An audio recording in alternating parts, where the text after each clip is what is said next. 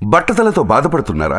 ఆధునితనమైన పద్ధతిలో hair transplantation చేయబడును. Face clinic Hyderabad. నమస్తే, welcome to Suman TV news. నేను మీ సాయి.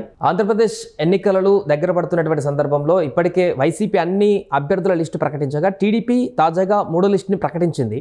ఇక జనసేన బీజేపీ ప్రకటించవలసినటువంటి అవసరం ఉంది. అయితే మూడవ లిస్టులో వచ్చినటువంటి పేర్లపైన చర్చ కొనసాగుతుంది. అదేవిధంగా 11 మందితో రిలీజ్ చేసినటువంటి తర్వాత ఇది ఫైనలా, ఇంకేమన్నా మార్పు చేర్పులు ఉంటాయా? ఎందుకంటే కొన్ని నియోజకవర్గాలలో బీజేపీ, జనసేన, టీడీపీ 3 పార్టీల నుంచి అభ్యర్థులు ఆశిస్తున్నటువంటి సందర్భాలు ఉన్నటువంటి పరిస్థితుల్లో 11 మందిని చంద్రబాబు ప్రకటించేశారు. ఇవి పూర్తిగా ఫైనలైజ్ అయ్యేటువంటి లిస్టేనా, ఇంకేమైనా మార్పులు ఉంటాయా? ఈ లిస్టుకి సంబంధించినటువంటి పూర్తి వివరాలు కూడా మనం మాట్లాడదాం. మనతో పాటు Suman TV news chief editor Keshav గారు ఉన్నారు. సార్ నమస్తే. నమస్తే సార్, మొత్తానికి మూడో లిస్టును కూడా రిలీజ్ చేశారు టీడీపీ నుంచి. లిస్టు 11 మందితో ఉన్నటువంటి లిస్టులో ఇంకేమైనా మార్పులు ఉంటాయా? ఇందులో వచ్చినటువంటి పేర్లను చూస్తే ఇది ఎంతవరకు అభ్యర్థుల ఎంపిక కరెక్ట్ అంటారు? అంటే టీడీపీ, బీజేపీ, జనసేన కూటమి అంటే ఎన్డీఏ కూటమికి సంబంధించి మూడో లిస్టు తెలుగుదేశం పార్టీ కోటాలో చూస్తే 139 సీట్లకి అభ్యర్థుల్ని ప్రకటించేసినట్టు, ఇంకొక 5 సీట్లు పెండింగ్ ఉన్నట్టు లెక్క. ఎందుకంటే మొత్తం కలిపి వీళ్ళు కంటెస్ట్ చేయబోయేది 144 లెక్క తేల్చారు కాబట్టి అది. కాకపోతే ఏంటంటే ఊహించని విధంగా కొన్ని సీట్లు, అంటే ఈ సీట్లు రావు, బహుశా ఈ మిత్రపక్షాలతో వెళ్ళిపోయే అవకాశం ఉంది అనేటువంటి సంకేతాలు ఉన్న సీట్లు కూడా ఇందులో అభ్యర్థుల్ని అనౌన్స్ చేశారు.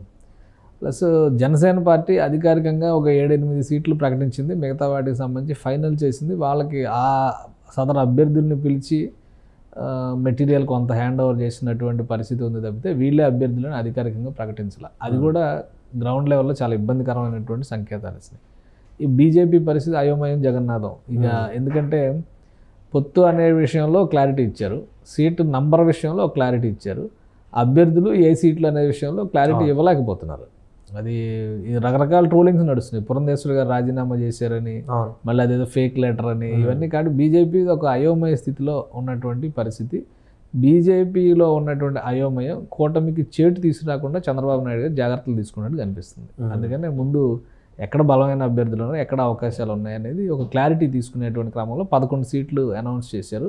లోక్సభ సీట్లు సపరేట్ అనుకోండి, అసెంబ్లీ సీట్ల వరకు ఒక క్లారిటీ ఇచ్చేశారు. కాబట్టి అసంతృప్త నాయకులు అనుకునే వాళ్ళు అనూహ్యంగా ఇప్పుడు సీట్ రాదు అనుకున్న సోమిరెడ్డి చంద్రమోహన్ రెడ్డి గారికి సీట్ అనౌన్స్ అయింది. ఎందుకంటే 4 దఫాలుగా ఆయన పోటీ చేశాడు. ఈ విషయంలో చంద్రబాబు నాయుడు గారినే ఆయన ఓపికని, ఆయన ఓర్పుని ప్రశంసించాల్సి ఉంటుంది.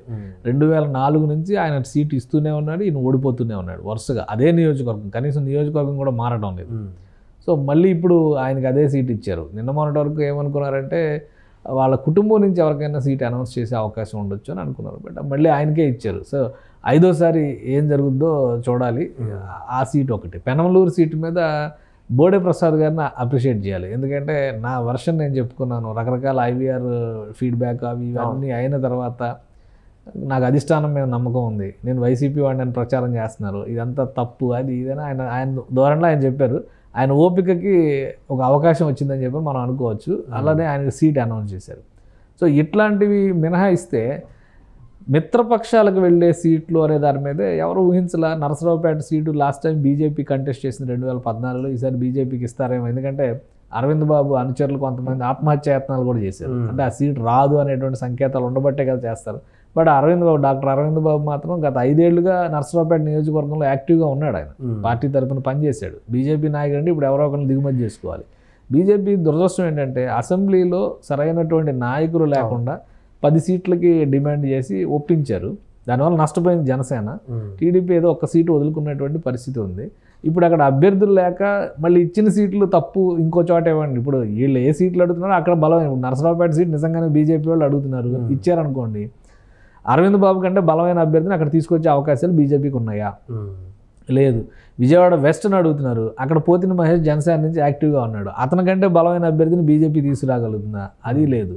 సో సీటు కోసం సీటు, జాతీయ స్థాయిలో పెద్ద పార్టీ కాబట్టి ఇక్కడ పెద్ద విస్తరాగా వేయాలన్నట్టుగా బీజేపీ నాయకుల ధోరణి ఉంది తప్పితే వాస్తవాన్ని గుర్తెరిగి ప్రవర్తిస్తున్నటువంటి తీరు లేదు.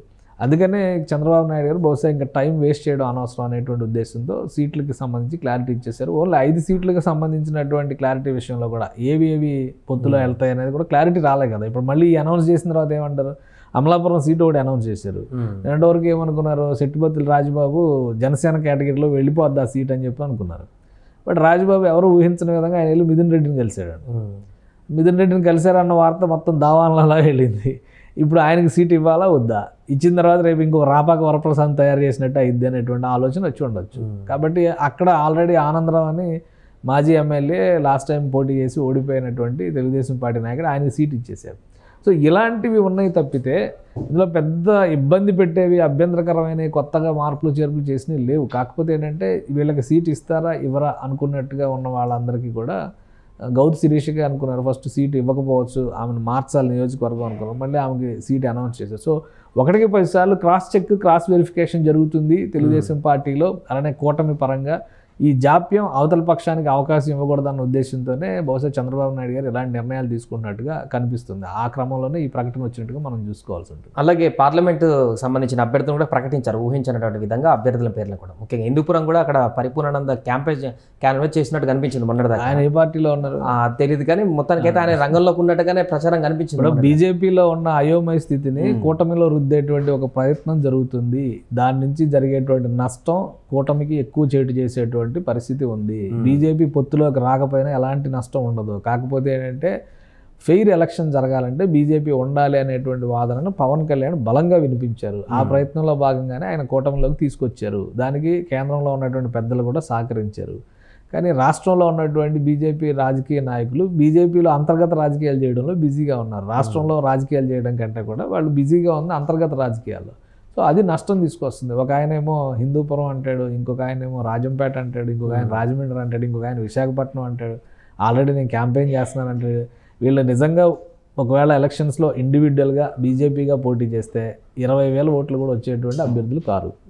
దానికి అనేక ఉదాహరణలు ఉన్నాయి. పార్టీలు మారిన తర్వాత జరిగినటువంటి పరిణామాలు, పొత్తు ఈక్వేషన్ నేపథ్యంలో చూస్తే కనుక జరిగినటువంటి పరిణామాలు. లాస్ట్ టైం పొత్తు లేకుండా బీజేపీ నాయకులు పోటీ చేసినప్పుడు చాలా పెద్ద నాయకులు అనుకున్న వాళ్ళకి ఎంత ఓటింగ్ వచ్చింది, ఇవన్నీ క్రైటీరియా ఉంటాయి కదా. సో లాస్ట్ టైం తర్వాత ఇప్పుడు జరుగుతున్నటువంటి పరిణామాలు పరిస్థితులు చాలా మారిపోయినాయి అనుకునేటువంటి క్రమంలో ఇప్పుడు బలమైన నాయకులు అయ్యారని అనుకుంటే కనుక అవతల పార్టీ కూడా అదే స్థాయిలో బలపడేటువంటి అవకాశం ఉంటుంది కదా. ఇప్పుడు విశాఖపట్నం సీటు లాస్ట్ టైము ముక్కోణ పోరు జరిగినప్పుడు అక్కడ పోటీ చేసినటువంటి బీజేపీ అభ్యర్థికి ఎన్ని ఓట్లు వచ్చినాయి, తెలుగుదేశం పార్టీ ఏ స్థానంలో ఉంది, అలానే వైసీపీ అభ్యర్థి గెలిచాడు. సో ఇలాంటి లెక్కలన్నీ కూడా తీసేటువంటి అవకాశం ఉంటుంది. ఆ ఈక్వేషన్స్లో ఇప్పుడు చంద్రబాబు నాయుడు ఒక క్లారిటీ ఇస్తున్నారు. ఈ సీటు మేము తీసుకుంటాం, ఈ సీట్లు మీకు ఆఫర్ చేస్తున్నాం అనేది. ఆ సీటు కాదు ఇంకో సీట్ అనుకున్నప్పుడు అక్కడ బలమైన నాయకుడు ఉండాలి. బలమైన నాయకుడు లేకుండా సీట్లు అడగడం అనేది సహేతుకం కాదు అనేటువంటి చర్చ నడుస్తుంది. ఈ ఓవరాల్గా ఈ సీట్లలో మొత్తంలో జరిగినటువంటి దానిలో ఒక 2-3 లోక్సభ సీట్లకు సంబంధించి తెలుగుదేశంలో అన్ఎక్స్పెక్టెడ్ ట్విస్టులు కనిపిస్తాయి. అందులో ఏంటంటే ఏలూరు సీటు యాక్చువల్గా బీజేపీ నుంచి చాలా గట్టిగా అడుగుతున్నారు. ఆయన తపన్ చౌదరి ఆయన కంటెస్ట్ చేస్తారు అనేటువంటి ప్రచారం బాగా జరిగింది.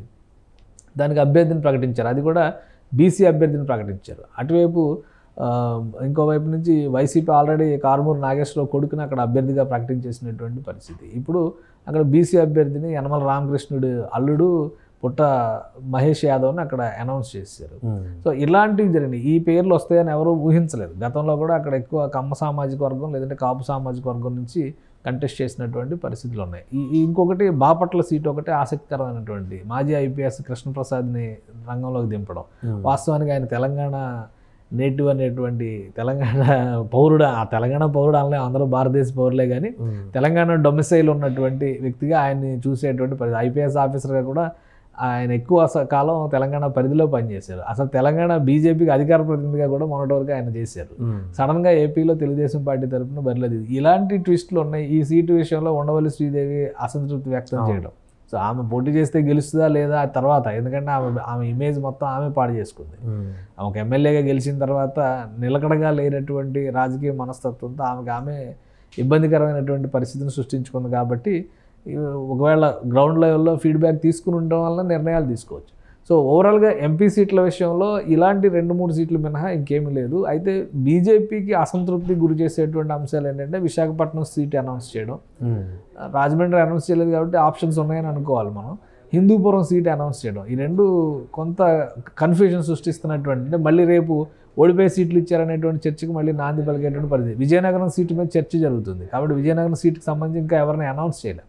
సో ఈ ఖాళీల్లో నుంచి ఎవరిని తీసుకుంటారో అనేదాన్ని ఒక ఆప్షన్గా ఇంకా టీడీపీ అలానే పెట్టింది. బట్ ఎంచుకున్నటువంటి అభ్యర్థుల విషయంలో మాత్రం భిన్నమైనటువంటి చర్చ నడుస్తుంది. కానీ సమయం ఉంది కాబట్టి ఇంకా 40-50 రోజులు సమయం ఉంది కాబట్టి వీళ్ళందరూ గ్రౌండ్లోకి వెళ్తానికి, ప్రజాక్షేత్రంలోకి వెళ్తానికి ఇది సరిపడేంత అవకాశం ఇచ్చేటువంటి సమయంగానే కనిపిస్తుంది. బీజేపీలో సెకండ్ క్యాడర్ లీడర్ను పక్కన పెడితే కనీసం పేరున్నటువంటి కొంతమంది లీడర్స్ పురంధేశ్వరి కానీ విష్ణు కానీ ఇట్లా వాళ్ళైనా కనీసం ఈ అసెంబ్లీలో నిలబడతాము అనేటువంటి ఒక క్లారిటీ ఎందుకు రాలేకపోతుంది ఇప్పటికీ బీజేపీలో? బీజేపీలో ఉన్నటువంటి ఒక బలమైన విశ్వాసం ఏంటంటే అసెంబ్లీ ఎన్నికల్లో బరిలో దిగడం కంటే ఎంపీగా పోటీ చేసేస్తే రాష్ట్రాల కోటాలో మంత్రులు అయిపోవచ్చు అనేటువంటి ఆశ బాగా చిగురించింది. సో అందరూ ఎంపీ సీట్లు అడుగుతున్నారు. సోమవీర్రాజు గారు ఎంపీ సీట్లు అడుగుతున్నారు. ఇంకా పేరు తెలియని నాయకులు కూడా చాలామంది ఎంపీ సీట్ల మీద ఫోకస్ పెట్టి ఎంపీ సీట్ ఇస్తే పార్టీలోకి వస్తామనేటువంటి ఎజెండాతో తిరుగుతున్న వాళ్ళు కూడా ఉన్నారు. సో ఆంధ్రప్రదేశ్ శాసనసభకు పోటీ చేసేటువంటి క్రమంలో ఆసక్తి ఎవరు చూపించట్లా. మళ్ళీ రేపు 3 పార్టీల కూటమి ఎంతవరకు ఉంటుంది, కూటమిలో ఏమన్నా తేడాలు వస్తే పరిస్థితి ఏంటి, ఇవన్నీ ఆలోచించుకొని దూరంగా చివరికి కామినేని శ్రీనివాస్ లాంటి వాళ్ళు కైకలూరు నియోజకవర్గంలో బరిలో దిగాలంటే కూడా ఇప్పుడు ఎన్నికల ఖర్చు పెట్టుకునే స్తోమత లేదు, నేను బరిలో దిగలేను అనేటువంటి సంకేతాలు ఇస్తున్నారని కూడా ప్రచారం జరిగింది. ఎంతవరకు వాస్తవం తెలియదు, ఇప్పుడు ప్రచారం జరుగుతుంది. సో అసెంబ్లీకి సంబంధించి వేళ్ల మీద లెక్క పెట్టవచ్చు, ఒక 5-6 అభ్యర్థులు కూడా కనిపించట్లా. Vishnukumar Raju last time Visakha north నుంచి పోటీ చేశారు, మళ్ళీ ఆయన ఆ సీటు కోరుతున్నారు. అలానే సోమవీర్రాజు గారికి కాకినాడ అర్బన్ ఏదైనా ఆల్రెడీ అర్బన్ కూడా టీడీపీ క్యాండిడేట్ని అనౌన్స్ చేసింది. సో రాజమండ్రి రూరల్ అర్బన్ కూడా అనౌన్స్ చేసింది. సో ఆయనకి ఎక్కడ స్పేస్ లేదు, ఎక్కడి నుంచి అనే దాని మీద క్లారిటీ అసలు ఆయన పోటీ చేసే ఆలోచన లేదంటాడు. నేను లోక్సభకు అయితేనే పోటీ చేస్తాను అన్నారు. సో ఇట్లాంటి లెక్కలు జరుగుతున్నటువంటి తరుణంలో బీజేపీలోనే ఒక గందరగోళం ఉంది. ఈ గందరగోళం కూటమిని ముంచేయకుండా ఉండాలంటే ముందు జాగ్రత్తలు తీసుకోవాలి. కాబట్టి చంద్రబాబు నాయుడు అనుభవం ఉన్నటువంటి రాజకీయ నాయకుడు కాబట్టి ఒక్కొక్క అడుగు ముందుకేస్తున్నాడు. అటు పక్కన జనసేన పార్టీ కూడా అసెంబ్లీకి సంబంధించి ఒక క్లారిటీ ఇచ్చేసింది. లోక్సభకు అయితే ఇంకా 2 సీట్లకి అభ్యర్థులను ప్రకటించేసినట్టే. కాకినాడ సీట్ అనౌన్స్ చేసింది, మచిలీపట్నం సీట్ ఆల్రెడీ సిట్టింగ్ కాబట్టి అది కూడా క్లియర్ అయిపోయినట్టే. సో బీజేపీ కంటే కూడా ఈ 2 పార్టీలో ఒక స్పష్టత ఉంది. ఆ ట్విస్ట్ ఏదన్నా ఉంది అంటే కనుక ఈ లిస్టు చూసిన తర్వాత బీజేపీ ఇప్పుడు గొడవ చేయడానికి అనమాట, ఈ సీటు మాకు అనుకున్నాం మీరు ఎలా అనౌన్స్ చేస్తారు మాకు చెప్పకుండా అనేటువంటి చర్చకు తప్పితే వేరే ఎలాంటి ఇబ్బందులు ఉండకపోవచ్చు అని నేను అనుకుంటున్నాను. Right sir. సో మొత్తానికి అది టీడీపీ థర్డ్ లిస్ట్ తర్వాత మిగతా స్థానాలకు సంబంధించి కూటమి తరపున ఎవరు అభ్యర్థులు నిలబడతారనేటువంటి ఒక ఆసక్తి నెలకొంది. టీడీపీలో కూడా మిగిలిన 5 అభ్యర్థులు కూడా ఎవరిని దించుతారు, సో దాని తర్వాత ఎలా సమన్వయం చేసుకొని ముందుకు వెళ్తారనేది చూడాల్సిన అవసరం. సుమన్ టీవీలో మీ పర్సనల్ అండ్ బిజినెస్ ప్రమోషన్స్ కోసం కింది నెంబర్కి కాంటాక్ట్ చేయండి.